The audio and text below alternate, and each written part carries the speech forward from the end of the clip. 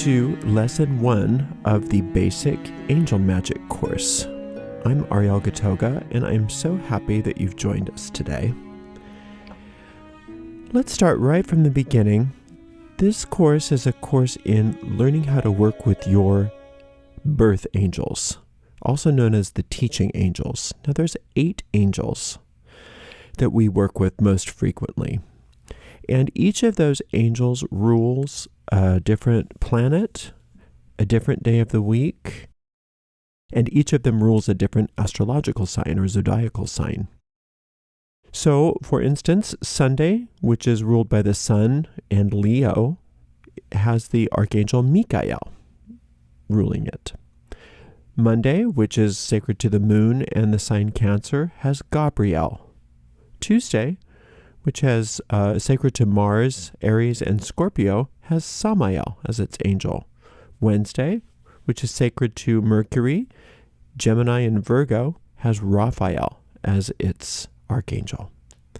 Thursday, which is sacred to Jupiter, Sagittarius, and Pisces, has Sachiel as its archangel. Friday, which is sacred to Venus, Taurus, and Libra, has Anael as its ruling angel.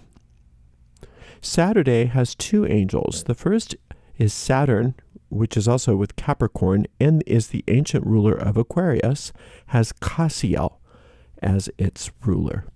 Whereas Saturday is sacred also to Uranus, which has Aquarius as its zodiacal sign, and Uriel is its ruler. Now, your primary teaching angel is the angel which rules your natal moon sign. So you'll have to have a zodiacal chart cast, and sometimes your moon sign requires your time of birth depending on how close to the cusp the moon was that day.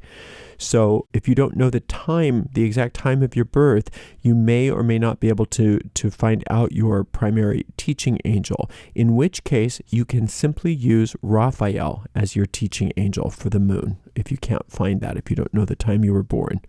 But give it a shot. Try to get your birth chart cast. You can do it for free by Googling free natal birth chart. And your primary teaching angel will be your moon sign and the angel that rules it. Now, like I said, if you don't know the time of day that you were born and you cannot determine that, then you will use Raphael. Your second guardian angel or teaching angel is the angel that rules your natal sun sign. This would be called your secondary teaching angel. And we will work with this angel plus other angels more in the future. But your primary teaching angel is what you're going to be mostly concerned with during the beginning of these lessons. Now, as we've stated, that Saturday is shared by 2 angels. As a general rule, Cassiel rules Capricorn and Uriel rules Aquarius. While it is permissible to work with Cassiel for Aquarius, as he is the traditional ruler of that sign, in angelic magical tradition, Uriel has assumed responsibility for Aquarius. Uriel has a strong tradition in angel magic and is recommended that he be worked with as the teaching angel for Aquarius. The angels ruling the outer planets, Neptune, which would be Asariel, and Pluto, which would be Azrael, are highly unreliable for beginners. So we recommend that you invoke only the angels as given at the beginning when we're working with this angel magic. There's some basic rulerships that we want to go through with each of these angels. And we have a more extensive list of correspondences that you can download as part of this course as well. But let's just go over some of these. Listed are the very basic rulerships of each archangel. So, Michael rules achievement, ambition, rulership, music, government, officials, development of the body, and his metal is gold. His jewels are diamonds and clear quartz. His colors are gold and orange, and his floral perfume is orange blossom, and another very sacred perfume to him would be frankincense. Gabriel rules tides, subconscious mind, etheric and astral planes, psychic ability, imagination, ebb and flow of fortune, carries the magical current of all rituals, is the guardian for travel by water and sea, rules conception and childbirth, home, motherhood, nurturing, menstruation, and everything to do with women's mysteries. Her metal is silver. Her jewels are mother of pearl and moonstone. Her floral perfume is jasmine. Her colors are silver and white. Samael rules courage, perseverance, victory, overcoming obstacles, overcoming enemies, battle, manual dexterity, surgery. He's considered the great protective angel, protects against death in battle, fire, or violence. His metals are iron and steel, and he can also work with brass, by the way. Jewels are ruby, bloodstone, and garnet. His colors are scarlet and bright red. His floral perfume is honeysuckle and or geranium. Raphael rules communications, contracts, advertisements, documents, computers, language, fluency of thought and language, memory, focus, concentration, examinations, letters, young children up to the age of 7, young and small animals. He heals physical ills, is the great doctor or physician, rules the brain. He also rules the sciences of medicine. Is capable of taking prayers and petitions from one angel to another. So when you don't know who to invoke, you call on Raphael, as he can take your request to the right angel. And this is another reason why he is the angel that you would use as your birth angel if you don't know what your zodiacal sign is for your moon sign. His metals are quicksilver, which is poisonous, so please don't use that. It's just a traditional metal. We substitute silver, so silver is fine for Raphael. Raphael's jewels are agate and yellow topaz. His color is bright yellow, and his floral perfume is lily of the valley, or muguet. All right, Sakiel rules all financial matters, earnings, the recovery and repayment of debts, banks, wages, their increase. He represents all increase and expansion. He represents social prestige, legal matters, lawyers, judges, powerful and influential friends and associates, games of chance, lotteries. His metal is tin, and he also can be used. You can also use silver for him if you can't find tin. The jewel is amethyst for him. His colors are violet and purple, and also royal blue. His his floral perfumes are lilac or iris, and also ambergris is a very important perfume for him. Anael rules all forms of love, beauty, romance, artistic matters, although music is still ruled mostly by Michael, marriage, courtship, beauty, physical attraction, fashion, drama, design. Anael's metal is copper. Anael's jewels are sapphire, rose quartz, and turquoise, and emerald.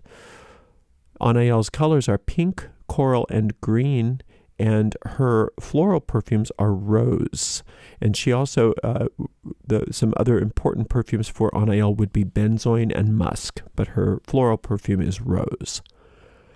Cassiel rules houses and real estate, property, lands, farming, the elderly, poverty, long-standing ailments and debts, karmic debts and trials that must be endured, and brings his favor later in life. He's a slow-moving angel.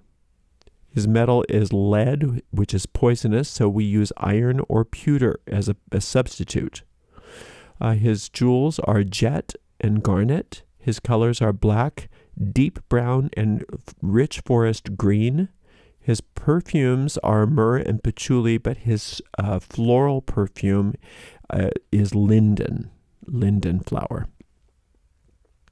Uriel's magical power Uriel rules the magical powers and sciences, astrology, magnetism, inspiration, the unexpected, separation, divorce, and reconciliation, widowhood, the 11th hour miracle. He's often invoked when the impossible seems to need to be happening. Ariel works in very unexpected ways, and his results can be very overwhelming for those who are not used to him or do not have them as their birth angel. So approach work with Ariel with care, especially if you're not Aquarius with your moon sign or your sun sign. His metals are platinum, titanium, electroplate, and alloys. His jewels are zircon, iris stone, aurora, and any stones that are multicolored. His color is electric blue and all rainbows and multicolored patterns. His floral perfume is mimosa, and also he's good, any of the synthetic scents are good for him, so aldehydes and things like that. But his floral perfume is mimosa. Now, as a note on the perfumes, I consider lavender and verbena to be two universal perfumes, and I use them as such in my magic. If I don't happen to have access to a particular floral fragrance, I can use either of these perfumes and be perfectly accurate vibrationally. It's easy to understand why lavender is universal, as it is traditionally used very often, but verbena also has a very long tradition, especially in the witchcraft traditions of Europe and also of the Americas. Okay, let's talk about lunar magic, because that's what we're all about this first week, moon magic. Now remember that the moon transmits the power of the sun as well as other planetary energies to the earth. And the moon controls the tides, and in the same way, she also controls the ebb and flow of the etheric and magical forces. The Archangel Gabriel is the angel of the moon and is of primary importance in all magic and in all angel magic. And it is her magic that we work with here, especially this first lesson, but we will use the Gabriel's magic quite a lot throughout this entire course. In angelic moon magic, all angels are invoked through Gabriel and through the power of the moon. Gabriel carries the tide of the magic of all the angels. So you will be invoking your own lunar birth angel and the angel which rules the matter concerning the magic that you are working with through Gabriel. So you might be invoking up to 3 angels at once. So you're going to be invoking your lunar angel through the angel Gabriel, in addition to the angel which rules that which you are seeking. So you're going to be having both of those, actually all 3 of those. So let's talk about the phases of the moon. The most powerful phase of the moon for invoking in angel magic is the first quarter, the first week of the waxing phase. And this is the week following the new moon. And it begins on the 2nd day of the new moon. So I have a whole video on that, on lunar timing. But just suffice it to say that when the calendars say that it's a new moon, we call that a dark moon. That's when the sun and the moon are conjunct. And so we want to see a visible crescent in the sky before we work any waxing magic. So I consider the dark moon to be a 3-day orb. So the day before the dark moon, the day of the dark moon, and the day after the dark moon, I tend to not do any magic. But you definitely don't want to do magic on the day of the dark moon. If you can see a visible crescent on the day after the dark moon, you can go ahead and call that the new moon.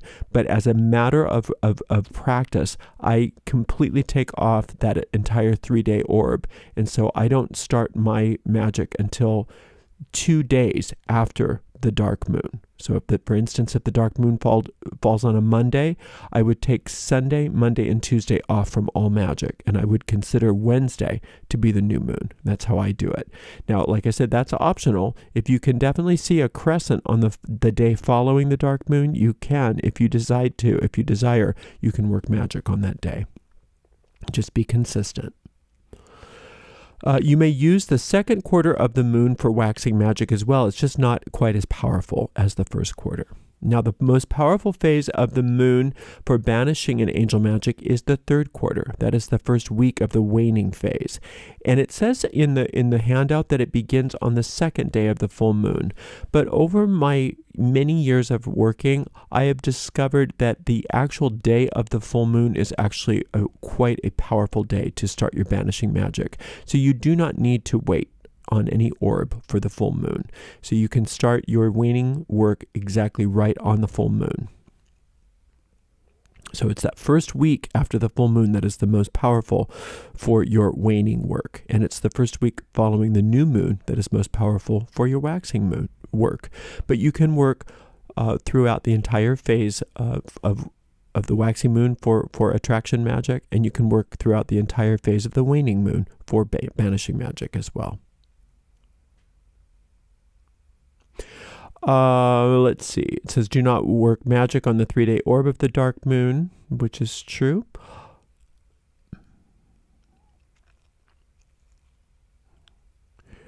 All right, so there's 2 tablets that we are using for the angelic moon magic, in the invoking tablet and the banishing tablet. Now, I have a separate video for each one of these that you can watch that will go through the entire process for you to show you how to do it. But let's just go through it really quickly here. The invoking tablet was first published in a book known as the Greater Key of Solomon. It is said to be several thousand years older than that book, and it is also older than the other diagrams published in that book. And using this tablet during the waxing phase of the moon, you will be calling on your own lunar birth angel plus the angel that rules the matter on which you are working magic. You are invoking these angels through the archangel Gabriel. When working lunar magic with this system, always be sure that you remove any jewelry that is not silver, with the exception of your wedding ring. This particular tablet is said to be representative of a door or a gate, and it opens to allow access to the higher planes. It has Hebrew letters which are always written from the right to the left. And although the translation is given in your handouts, remember that these letters actually carry particular vibrations in addition to the words that they represent. They operate on several planes. So use the Hebrew, not the English translation on your tablet if possible. The translation given is so that you are aware of what you're writing, but do your best, even if you're really messy, to use the Hebrew. The Hebrew on the tablet spells out the following divine names plus a verse from Psalm 107.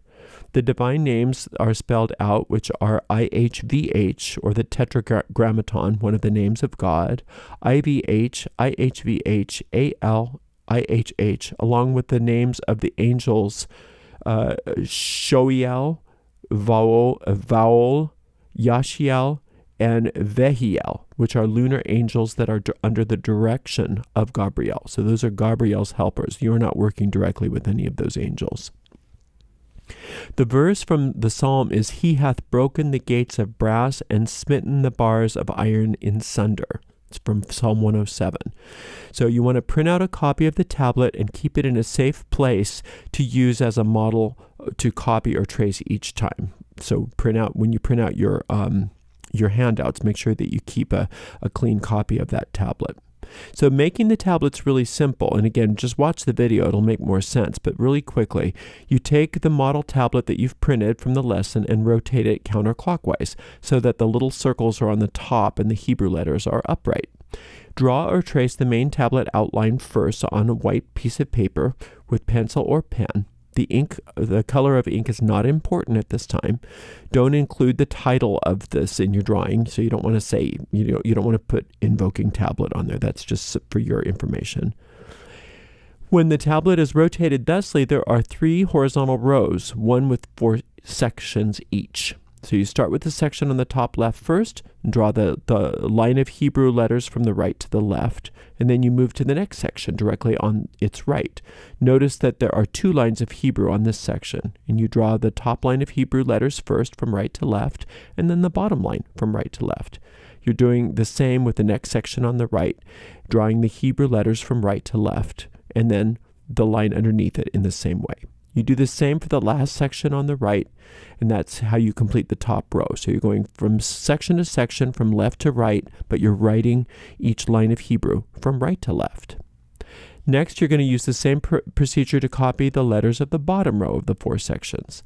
After you are finished with the top and bottom rows, then you will fill in the 4 large letters from right to left, and that's the tetragrammaton in the center.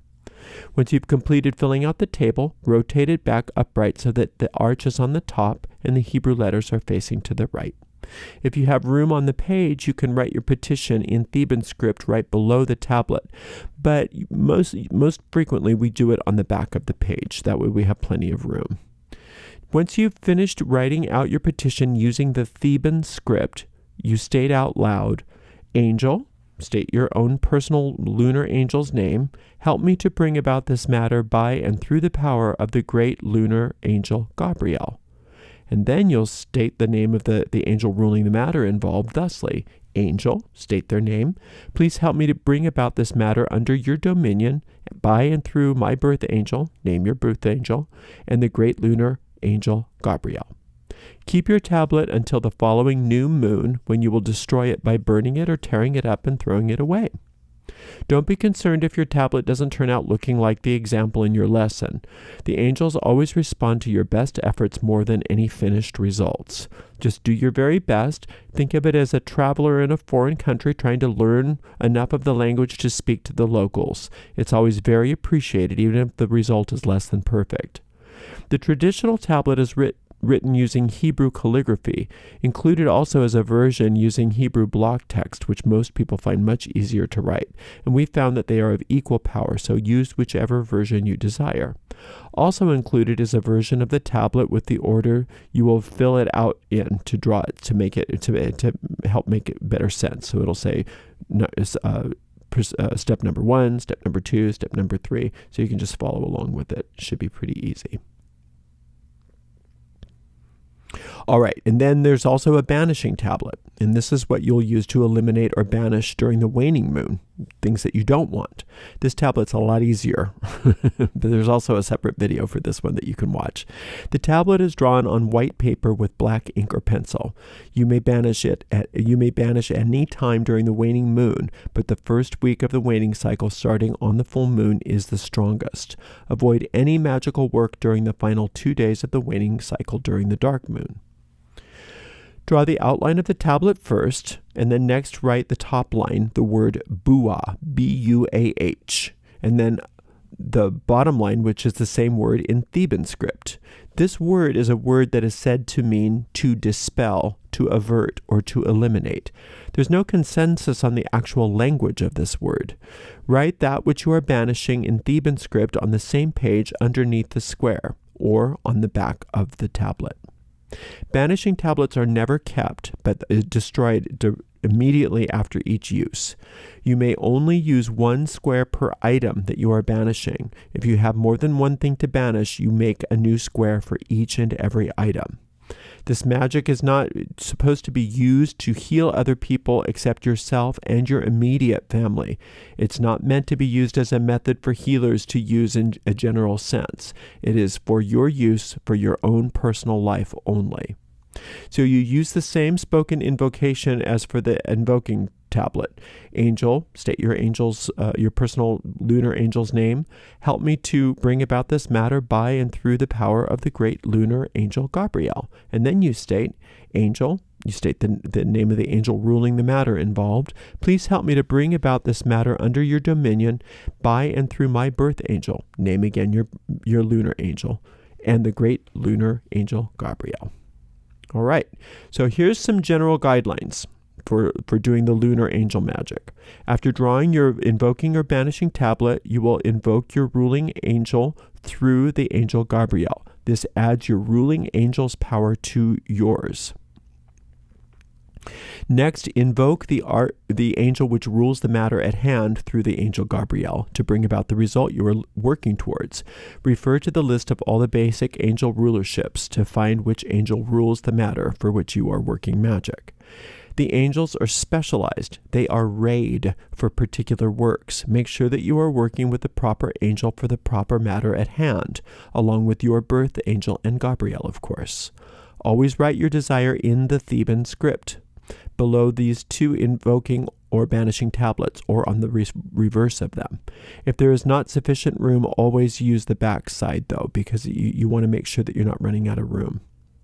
Always invoke under the waxing moon and banish under the waning moon. If there is a great need, this rule may occasionally be disregarded, but do your very best to work with the appropriate lunar phases. Avoid all magic during the dark moon. I always take the entire 3-day orb off. Avoid all magic during the eclipses, solar or lunar. You may use the magic for as many things as you like, but use separate tablets and invocations for each and every item. Don't list a bunch of things on each tablet. You have some very powerful allies, which you have probably never even known existed. Work with them regularly, and you will build your relationship over time, and your results will become more and more powerful. Later, you will learn how to work with each angel directly, but you will also learn that each angel has their own time frames. For the first operations, you are to use the Archangel Gabriel. This helps you to reduce the time involved in getting results. But you can always work lunar magic through Gabriel to reduce the time frames, even after you've learned how to work with each angel directly. It is better to over-invoke than under-invoke, contrary to popular belief. Don't be afraid to work magic for your goals, desires, problems, and challenges. The more you do this, the better you will get at it, and the more powerful your results will be. Practice, practice, practice. Remember that the angels aren't servants. They are your teachers. They are your guides. They are your helpers. They love being called to help you. And they will help you to achieve great things in your life. But you're not supposed to work your magic and then expect everything to just fall in your lap. You will always be guided as to appropriate actions that you are to take in the world. Now, here's a couple monthly things that you can do to keep your magic going. Each month at the new moon, try placing some white flowers in a glass or crystal vase. White is sacred to the angel Gabriel. Allow the flowers to be close to the window so they can, quote, see the moonlight as it waxes. This simple act each month will begin to bring more blessings from the moon into your life and help you to connect with the magical lunar current.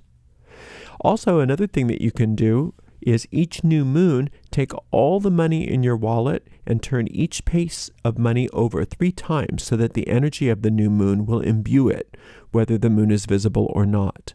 Over time, this act will help to create more financial prosperity for you each and every month. So remember that the Theban script is sacred to the Archangel Gabriel, and that's why we use only the Theban script for lunar magic. So make sure that you are writing your petitions using that Theban script and not in just plain English characters. And that is the first week of Angel Magic. There's a lot to do. Actually, it's the first month of Angel Magic, but we're doing one lesson a month. We're doing one lesson a week on this particular time.